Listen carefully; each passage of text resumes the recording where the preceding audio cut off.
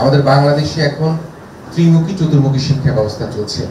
আমরা যদি তাকাই যে স্কুলের মধ্যে যদি দেখি, একটা হচ্ছে Bangla medium school, Bangla medium স্কুলের মধ্যে আবার ইংরেজি মাধ্যম, আবার একটা ইংরেজি মিডিয়াম স্কুল।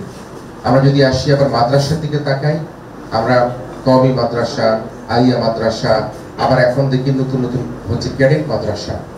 তো এই যে তৃতীয় 3, 4, 5 মুখী শিক্ষা ব্যবস্থা, সেগুলি কিন্তু আমাদেরকে একমুখী যদি করতে না পারি তাহলে কিন্তু আমাদের শিক্ষা ব্যবস্থার অগ্রগতি সম্ভব হবে না। আমরা বিগত সময়ে কি দেখেছি, এমন কোনো পাবলিক এক্সাম্পল ছিল না, পরীক্ষা ছিল না, এমন কোনো চাকরির পরীক্ষা ছিল না যে পরীক্ষার প্রশ্নপত্র ফাঁস হয়নি। প্রত্যেকটি পরীক্ষার প্রশ্নপত্র ফাঁস করে দিয়ে আমাদেরকে মেধাশূন্য করে দেওয়ার চেষ্টা করা হয়েছে।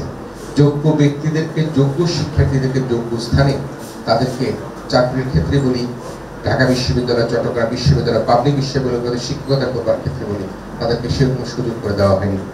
আমার স্যার, আজকের এখানকার VC professor Shahidul Islam sir আছেন, তিনি জানেন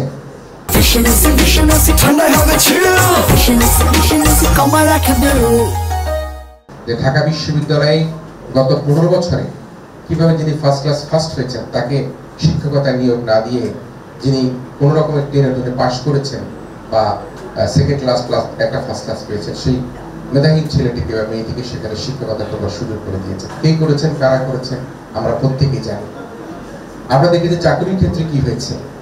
আজকে এই 15 বছরের মধ্যে চাকরির ক্ষেত্রে যারা বিসিএস পরীক্ষা দিয়েছে তাদের ডিএনএ টেস্ট করা হতো, তার পরিবারের সদস্যরা, তার বংশের মধ্যে, গোষ্ঠীর মধ্যে সরকারের সমর্থন করে না বা সরকার বিরোধী কোনো রাজনীতির সাথে যুক্ত আছে কিনা।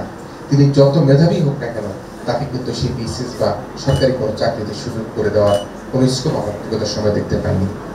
আমরা আশা করব ভবিষ্যৎ রাজনৈতিক নেতৃত্বে যারা আসবেন তারা বিগত আওয়ামী সরকারের মতো, বিগত পতিত সরকারের মতো এ ধরনের অন্যায় আচরণ করে বাংলাদেশকে মেধাশূন্য করে চাকরি বা কর্মসংস্থান ক্ষেত্রে যোগ্য ব্যক্তিদেরকে স্থান না দিয়ে অযোগ্যদের স্থান দিয়ে বাংলাদেশের অর্থনীতিকে ফোকলা করে দেওয়ার চেষ্টা, সেই চেষ্টা থেকে তারা বেরিয়ে আসবেন।